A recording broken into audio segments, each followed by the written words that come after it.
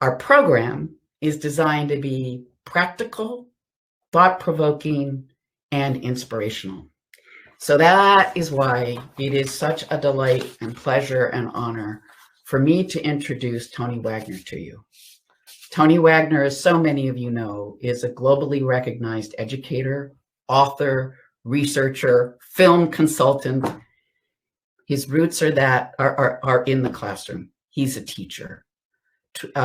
12 years in high school. He's been a K-8 principal, a university professor, and very important at this particular time, the founding executive director of Educators for Social Responsibility. Tony Wagner has brought a wealth of experience to schools as a consultant, to school leaders as a mentor, and for all of us in education, he's been a source of inspiration. He's the author of many books on change, on leadership, on the skills needed for the future. And Tony, what you may not know is you had a significant impact on my own path and my own career with your book in 2008 on the global achievement gap, which caused a change in my path, in my thinking, and in my leadership. More recently, Tony has focused on innovation and how we actually imbue young people with the skills that they need, not just to innovate, but to change the world. Perhaps today, given the events in the United States most recently, we not just need them to change the world, but we need them to save the world. He's published a book about his own journey, one I commend to you, Learning by Heart, an Unconventional Education. It's original, it's beautiful, it's unconventional. So he's going to kick us off today. I'm excited for that. And originally, I know he was going to talk about education for the innovation age. And I suspect that there may be a slight turn in that road. So I will pull from one of the chat lines and merely echo Matt's sentiment, who's writing from Bangkok, who says he stayed up to hear Tony speak because he's always an inspiration. Over to Tony. Thank you, Rebecca, for that incredibly generous opening. And thank you, Vitri, for doing this wonderful work, you and your colleagues.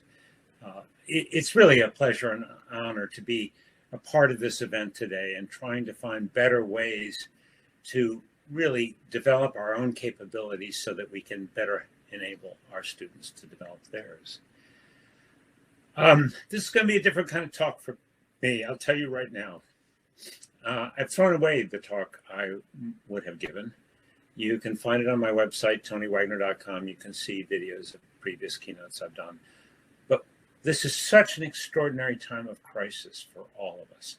I feel compelled, albeit in a rough way, to try to address that crisis, to try to be helpful to you as educators and therefore to your students. This is very personal for me.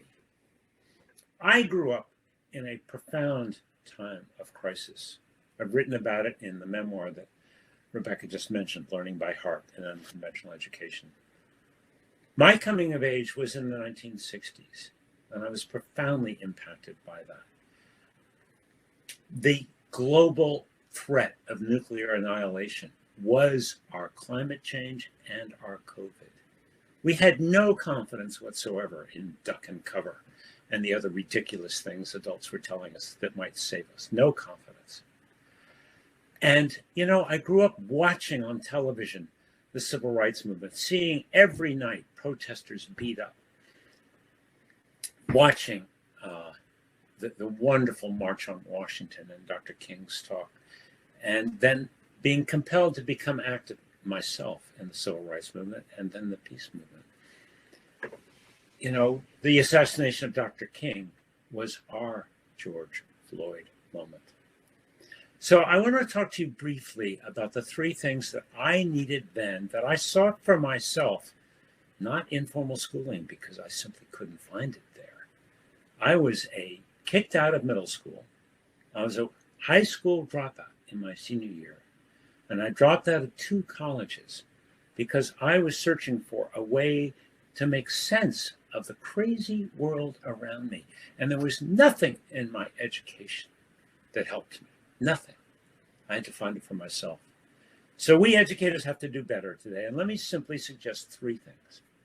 Number one, I needed community. And kids today, growing up in a time of profound crisis, need community. They need not just to know that someone cares, but that someone is listening actively to them. That they're not crazy in their kind of fears for their own personal future, fears for our country's future, fears for our planet's future. All things that I felt back then. So young people need to know they're not alone emotionally. So please, if you're not doing them now, do some kind of advisories in person or virtually. Create safe spaces where kids can talk about what they're feeling, what they're seeing and hearing. The second thing I needed was some choices in what I learned, because the world didn't make sense to me back then. Vietnam War, was that a civil war or a war against communist aggression? Racism, what was the source of racism? Where did it come from? Why did it exist? Mutually assured destruction. That's what they talked about back then. MAD.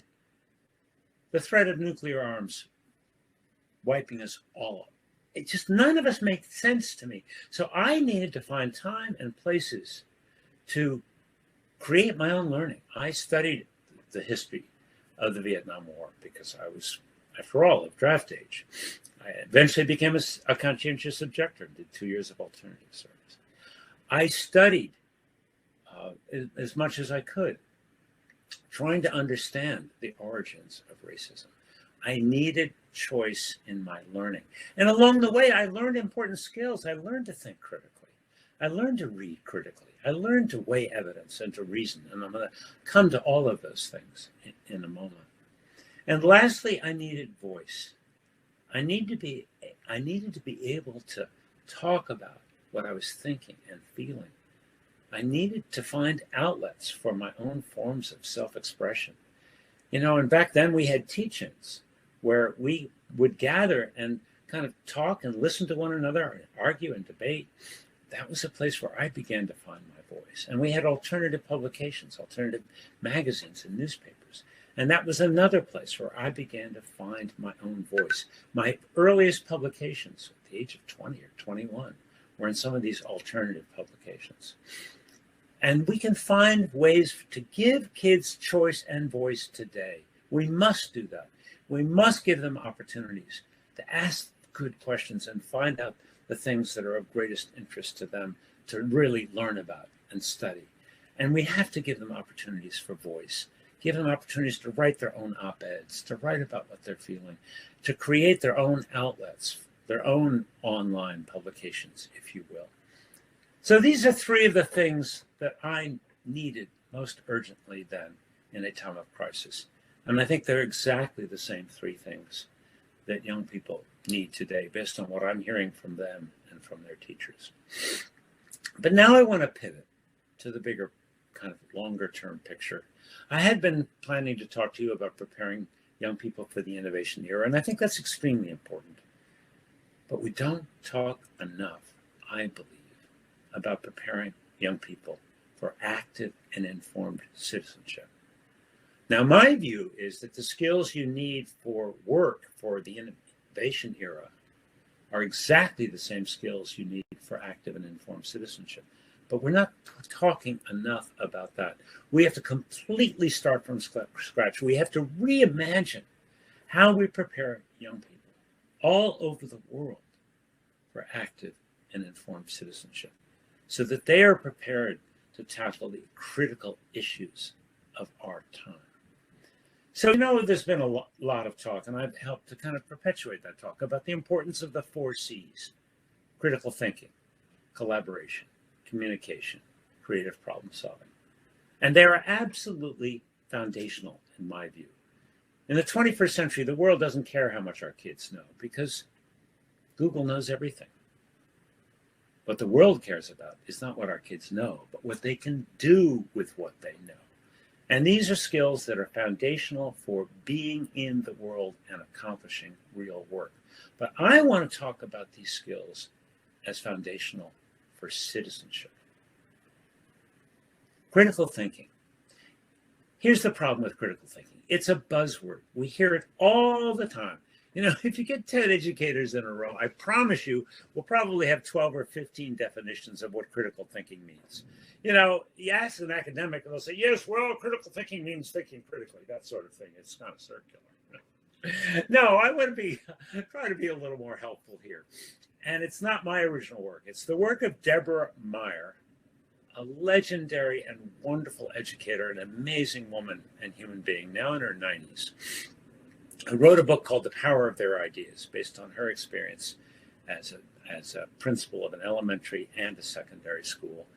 And she talked about what she called habits of mind, 5 habits of mind. And she didn't translate them as being the definition of critical thinking. That's my little addition. But I profoundly believe that her 5 habits of mind are the very best definitions of critical thinking that I have ever read or seen. So let me begin. Quite simply, number 1, first habit of mind is the ability to weigh evidence. To ask the question, what is the evidence for this? How persuasive is it? How do we know it's true or accurate? What other kinds of evidence should we be looking at? First habit of mind, weigh evidence. It's a question. All of these become questions. Second question is all about perspective. Whose perspective are we hearing? What other perspectives might there be in relation to this issue, this problem, this question? How do we hear other perspectives? The third is connection. How is what we're hearing or talking about today connected to something else we've studied or something else that I know and care about? The fourth habit of mind is supposition. What if it had been different? What if the South had won the Civil War? What if Trump had succeeded in throwing out legitimate votes and becoming the next president? Horrifying thought that it may be. But the idea is to really help young people understand that there are other ways the world could have come together, and we need to understand those. And finally, the last is significance. Why is this important? To whom is it important? Both intellectually and personally to me. Is this important to me? Why or why not? Those 5 habits of mind are habits of asking really good questions, the right questions. And, you know, Deborah wasn't just content to write about them in the book, her first book called The Power of Their Ideas. There were posters in every classroom reminding teachers and students of the 5 habits of mind. Students were required to show mastery in their then paper portfolios of the 5 habits of mind as they regularly presented and defended their work. In other words, Deborah demanded that students show mastery of those core competencies. They weren't just subjects to be covered. They were vital skills and dispositions to be mastered. And that leads me to the next critical point here. As we think about the 4 C's, we need to think about a mastery-based education system. Now, I'm now on the board of the Mastery Transcript Consortium, mastery.org. And we are trying to develop a completely different kind of high school curriculum. More importantly, a high school transcript to send to colleges and employers that's based on mastery. Think of it as the merit badge approach. No Carnegie units, no GPAs, no test scores. Instead, it is a summary of the core competencies students have mastered. And then when you click on those, it takes you to the students' digital portfolios, showing how they have demonstrated mastery, the evidence that they have shown to have mastered this work. So I think long-term, mastery, moving from content coverage to mastery, is a vital move we must make for kids. And it is essential for citizenship. Citizenship cannot just be, learning about the separation of the legislative, the executive, and the judicial. Most kids hear that, it goes in one ear and out the other. No, it's a set of competencies. It's a set of dispositions. And our first job is to ensure that kids have mastered these competencies and dispositions. The next aspect of the 4 C's I want to touch on is collaboration, of course. There are great systems out there. Many of the sponsors of this work, EL Learning and others, really frame their classroom experience around teamwork. Now, we've seen too many bad examples of group work where one kid did all of the work and the rest kind of stood by. No, it has to be accountable teamwork to be genuine collaboration. New Tech High requires every student to evaluate one another's contributions to the team in a project. The teacher evaluates the students' contributions to the team as well as their individual work. But let me suggest that the heart of collaboration is empathy, perspective taking, being able to listen actively with your mind and heart and hear another person's perspective. Google's done amazing research on effective teams, and the most effective teams are the most diverse. And there are also teams where people feel safe to ask a hard question, to take a different point of view. My earlier years, I read the work of Jean Piaget, the Swiss developmental psychologist. And he essentially said that the real definition of learning is overcoming egocentrism, both intellectually and emotionally. Intellectually, he said, overcoming egocentrism means learning to reason, to weigh evidence. Deborah's 5 habits. Emotionally, he said, learning to overcome egocentrism means developing what he called reciprocity, but what we would call empathy. So for me, that's the heart of collaboration of the second C, if you will, is the capacity to empathize. And it's a longer conversation how we can best do that, but I did it as an English teacher. And I took a very different approach to literature. And I made sure that when we read literature, we didn't just kind of dissect it intellectually, but we began with how it made us feel. When you read The Grapes of Wrath, you can't just talk about, how Steinbeck structured the novel. You have to talk about the heart of the novel, which is people suffering, human suffering. The third C is, of course, the C of communication. And, we think of communication in the conventional sense. Can you write a 5-paragraph essay? Folks, look, this is about giving students voice, giving them an opportunity to develop real mastery in their ability to convey what they think and what they feel, both orally and in writing. And that takes constant practice. One of my greatest critiques of the horrible standardized tests around the world and of most classrooms that are having to react to them is kids are not doing enough writing. They're not getting the practice they need, and they're not writing for real audiences. In my book, Learning by Heart, I talk about all of my disappointments in my English classes, but then I talk about how I spent a decade trying to become a different kind of English teacher. And the heart of what I did was really focus on developing not just kids' empathy through literature, but also developing their capacity to write authentically and write for a real audience. Finally, we come to creative problem solving. And again, I think we need to break that down a little bit. It is not really problem solving that the world needs. It's problem identification. My favorite quote is one from Einstein. The formulation of the problem is often more essential than the solution. He said, if I had an hour to solve a problem, I'd spend the first 58 minutes trying to define what, in fact, the problem is.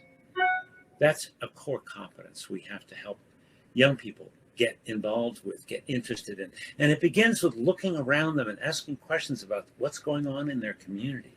What are the problems or issues or concerns they see that they want to act on? You know, I'm a profound advocate of every school requiring community service, but of a different kind.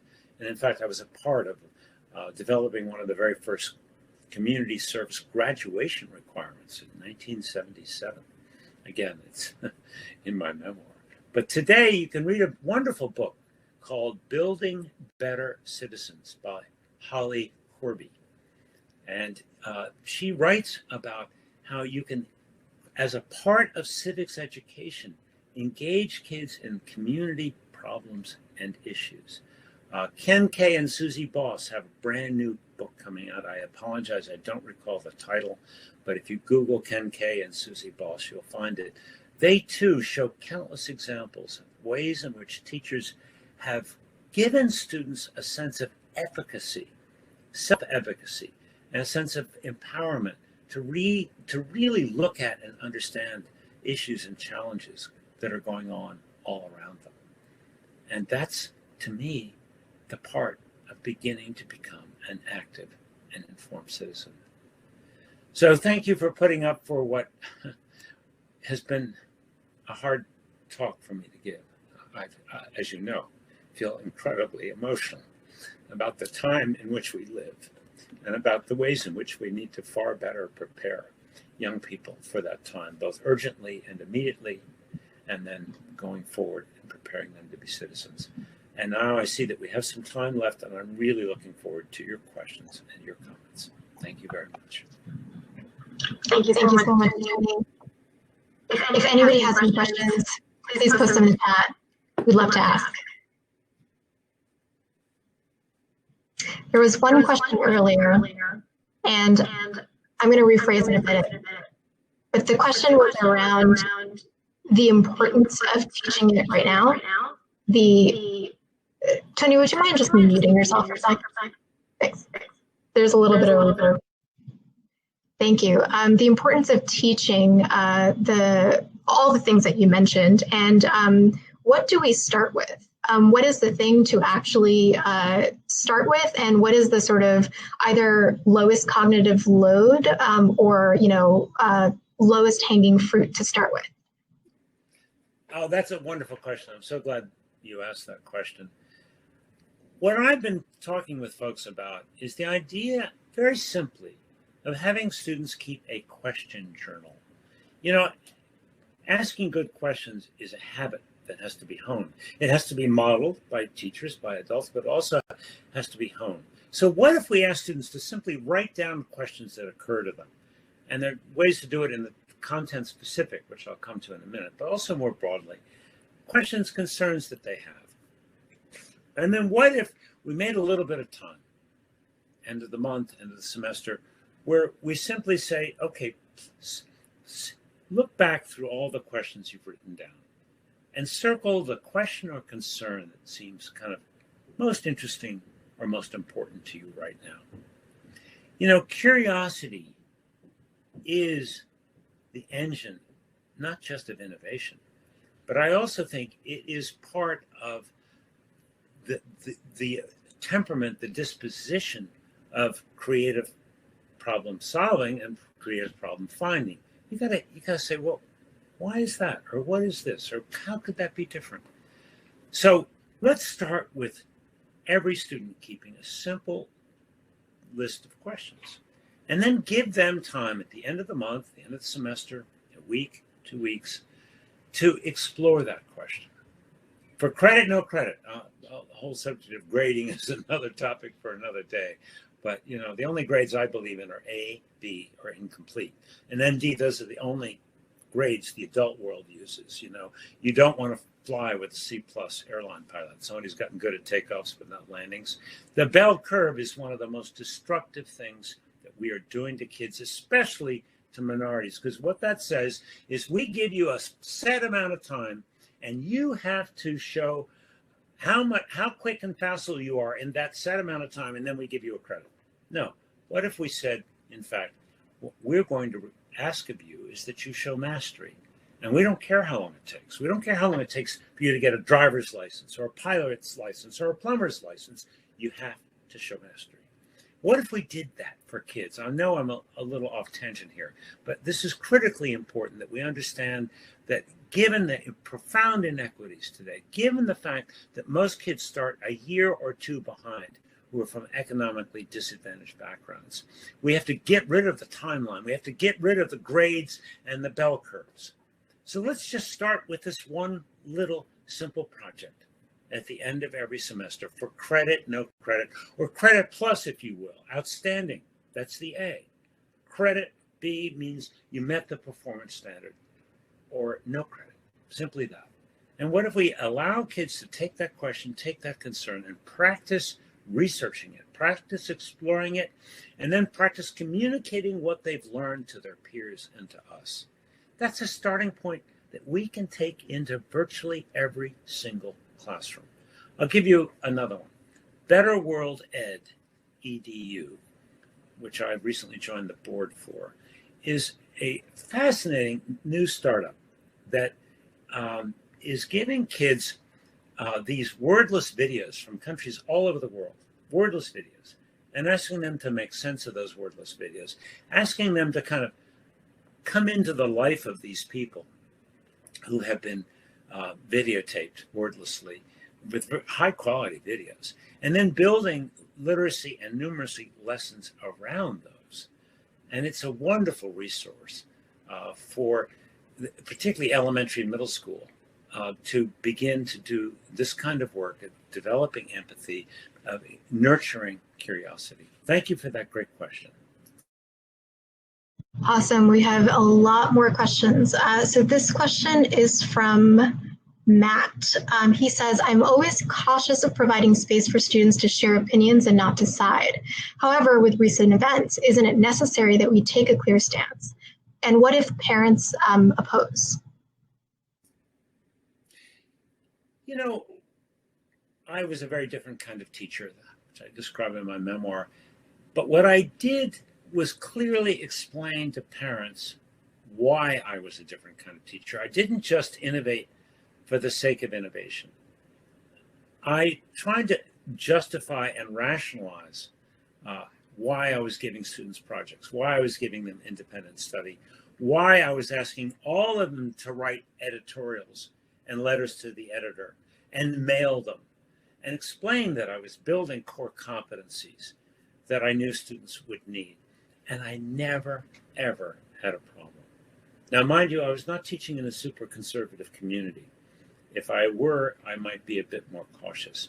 But my first point is that we need to clearly be able to explain and justify whatever practice it is that we're doing.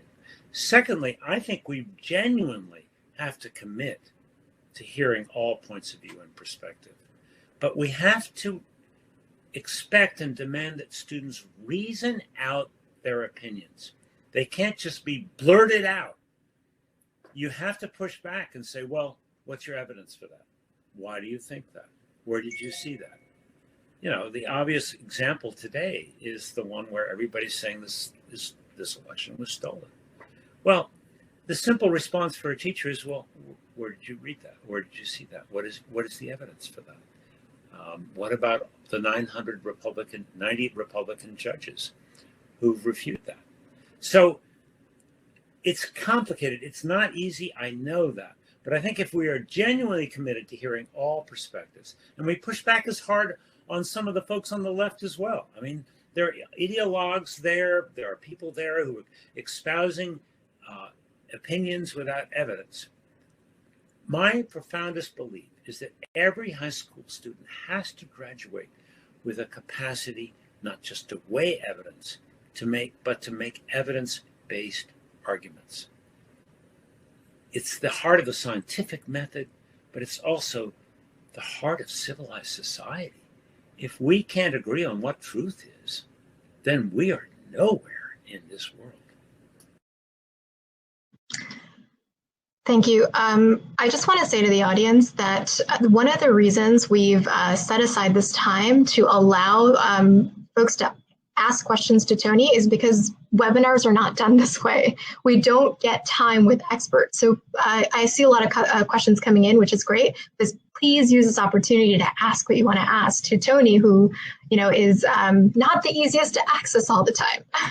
So this is from Valmir. In my opinion, the biggest challenge to being more mastery-driven is the college entrance process. How can we start changing that? Well, here's the good news. The COVID crisis is thrown into turmoil college admissions. There are 1,600 colleges and universities who've become test optional, some perhaps just for the year, like Harvard, but other equally prestigious, I would argue more prestigious, universities like University of Chicago, who's completely said, we don't want to use standardized testing anymore because it's biased. We know that. The entire University of California system, ACTs, SATs, gone. And we at the Mastery Transcript Consortium, mastery.org, are working with University of Chicago, working with these colleges and universities as we develop an entirely new kind of transcript to say, well, is this evidence persuasive to you? Is this transcript working for you? And we're finding a growing acceptance of a very different approach to college admissions. And it's absolutely essential. I totally agree with the point of view of the questioner that college admissions has dominated and dictated the high school curriculum for a century, which trickles down, of course, then to the middle school curriculum. It's time to stop that. It's time for us to push back, for us as educators to define what is most important for students to know and be able to do. The Carnegie unit is a dinosaur. It is completely obsolete. It was created by a committee of 10 old white men a century ago. The fact that colleges still use that as a basis for admission is just simply, I can't even finish my sentence, but thank you for the great question.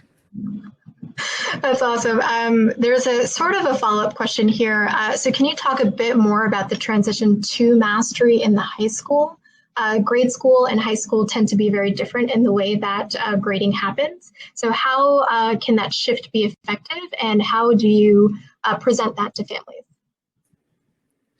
Well, the first and important thing to say to families is, hey, look, mastery is how the adult world works.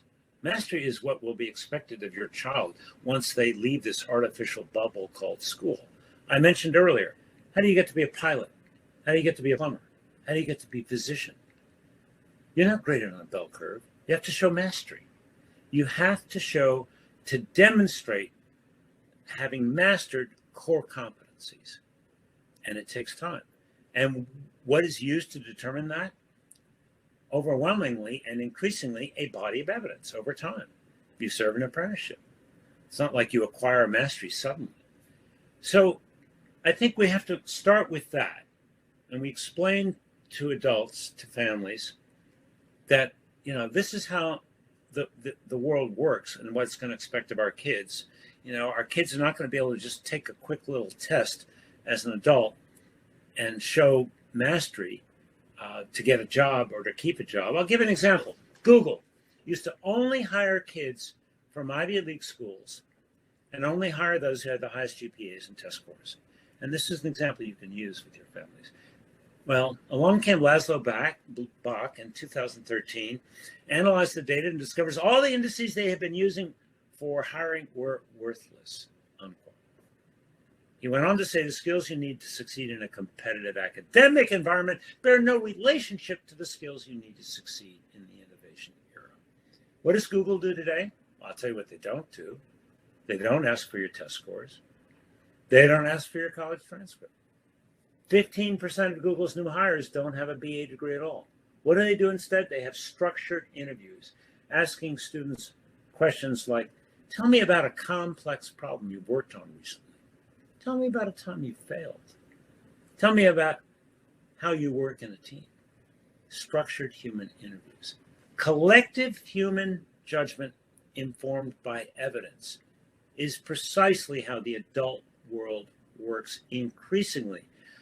I heard that about Google. Then a few years later, I was skeptical. I went to to Ho Chi Minh City at the invitation of Deloitte, the accounting and consulting firm. You know, I was having lunch with a woman president. She's delightful. She said, she knew of my affiliation to Harvard at the time. She said, you know, we used to hire the best students from the best universities. Turns out they didn't work out so well, she told me. She said, now we look for, you know, smart people, of course, but we put them through a summer-long boot camp to see how they solve problems collaboratively. And then we decide whether or not to offer them a job. The list of employers who no longer require a BA degree, but who instead want evidence of mastery continues to grow every single day. Now, again, I think the place to start is with projects which are ungraded. You may believe you can't flip your whole curriculum to ungraded, although the Mastery Transcript Consortium is doing exactly that. But if you feel you can't do that at this point, I would at least encourage your high school to join the Mastery Transcript Consortium for a nominal fee and start exploring these questions and issues. But in the meantime, end of semester project, credit plus, credit, no credit, period. Begin to get students acquainted with the idea that in the adult world, you're not going to take a little test. It's not about how quick and clever you are. It's about having a body of work that shows evidence of mastery. That's precisely what I did as a university teacher and as a high school teacher. Back then, we didn't have digital portfolios. I think every student should have a digital portfolio today. Back then, we had paper portfolios, and that's how I evaluated students' growth towards a clearly defined performance standard in my classes. That last question was from Angie, and seriously, Tony, this is so cool. It's like you're talking to each one of us. We're having a private conversation. This one is from Karen. She says, there is finally a movement to challenge the education paradigm. How can educators interested in joining the era of innovation movement get involved at the policy and development level? Oh boy, do I like that question. Here's the problem we have. Innovation today around the world is thwarted by obsolete notions of accountability, right? We're test-driven. What gets tested is what gets taught. And I'm not blaming educators at all. What I am saying is that we absolutely have to become advocates through our professional associations, whether it's our unions or our subject content associations. We have to become advocates for what I call accountability 2.0. We got accountability 1.0 in the 90s because it was imposed by employers working with government agencies, state legislatures, the feds. The standards movement became No Child Left Behind, which became Race to the Top. Terribly damaging to good education. So we cannot just say, oh, I hate tests, they're bad, they're horrible. We have to take responsibility for ourselves advocating for a better system. It begins, I'll tell you, here's what I'd love to see. I would love to see every educator have a button and a bumper sticker. Every educator. And I would say, hold me accountable for what matters most. Let's have a conversation about what our kids really need to know and be able to do. And then let's talk about what you believe makes the most sense in terms of what I should be accountable for as an educator. Should I be accountable for poverty? That's insane that we expect every educator to magically solve the problem of poverty. And we know that's where the predominant problem is in so many of our schools. No. Should I be accountable for showing every student's growth through the course of the year, no matter where they start? Absolutely.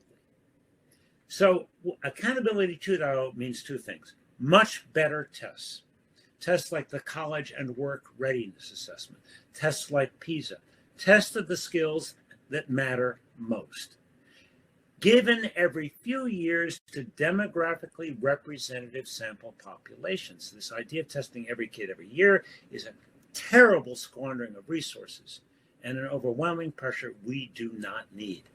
So we have to advocate for better tests given less frequently to sample populations of kids. We have to continue to disaggregate the data and know who's falling behind. But the money saved from not testing every year would be extraordinary. The second thing we have to do is understand that we as educators have to have a different kind of reciprocal and relational accountability to and with each other. Isolation is the enemy of improvement. Isolation is the enemy of innovation. One reason we have so little innovation in our classrooms today is because we are so profoundly isolated. I deeply believe that communities of practice studying together to identify and solve problems of practice is the engine of change and continuous improvement. We have to help people understand a compliance-driven accountability system is one way, top down, and it will get the minimum. It gets the minimum from kids, gets the minimum from teachers, gets the minimum from principals, and all the way up the line.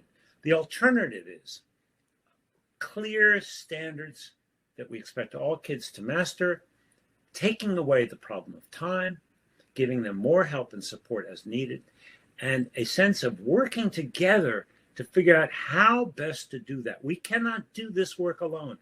Somebody else asked earlier, where do we start? The thing I should have said in addition is buddy up. Find a partner. Find somebody whom you can bounce ideas off, who's willing to look at your classes, whether you videotape them or come visit during a free period, and who will do that reciprocally with you. So ultimately, Accountability 2.0 is better testing and a team-based way of working together where we are accountable to one another to continuously improve our own and one another's practice. And the challenge then is to become advocates for these things in every professional association and as citizens. This last one is from Tim. He says the pandemic created new educational caterpillars. What are the butterflies or opportunities that you think will emerge post-pandemic? Here's one of two very different possibilities are going to happen. Either it's going to be a rubber band and everybody will try to, spring back to the way things used to be, right? Or there will have been such visibility around the total failure of what I call the knowledge transmission model. Parents will have seen how completely disengaged their kids are with these endless videos, which are sadly often for some kids not that different than what they would have gotten in classes. It's estimated as 30% of our many of our kids are just simply tuned out, have given up. So will that be a springboard for reimagining? Will that be a springboard for saying, all right, our kids were so disengaged by this. What does engage our kids? And given that so much of this content went in one ear and out the other, what content knowledge is truly important? Let me be clear. I deeply believe that content knowledge still matters in the innovation era. But what content? We have bushels of content. We have to be far more prioritizing and discriminating in terms of the content knowledge that matter most. Another powerful argument for collaboration. We can't do this alone. So we have to have a careful, critical analysis of what content knowledge is truly matters. Then secondly, what's skills? I think skills matter more than content knowledge in the innovation era because content knowledge is ubiquitous. You can find it anywhere. If you have the skills to critically analyze, to discover, to even put together a good internet search is a skill, something I learned over time. And finally, how are we motivating our kids to do their best work? Motivation matters most in the innovation era because if you are self-motivated, you will continuously acquire new content knowledge and new skills. So these are three things I deeply believe we have to ask ourselves every time we plan a unit of study in every class, in every subject. What content knowledge am I teaching? How important is it? How do I know? What skills am I teaching? How will I assess them? How am I developing my students' intrinsic motivation to learn? Folks, if this is the last question, I simply want to end by thanking you. I'm a recovering high school English teacher. I have to end with a quote from literature. The opening to Tale of Two Cities by Dickens, you may remember. It was the best of times. It was the worst of times. These are incredibly challenging times for us, for our kids, for our country, for our future. I don't need to tell you that. You're living that. But what may be harder for you to see, that I have been so fortunate to be able to see, is that I think it is also simultaneously the best of times. I see everywhere, educators asking these kinds of good, tough questions, being willing to sort of question convention and try new things, like this conference, it's a first of its kind. So I simply want to end by thanking you for coming this morning. Thank you for your time and attention. Thank you above all for what you are doing for kids every single day. Thank you. And Tony, on behalf of all the people who are in this room, we thank you profoundly and deeply. It's both moving and enlightening and inspiring. Take care. Have a great day.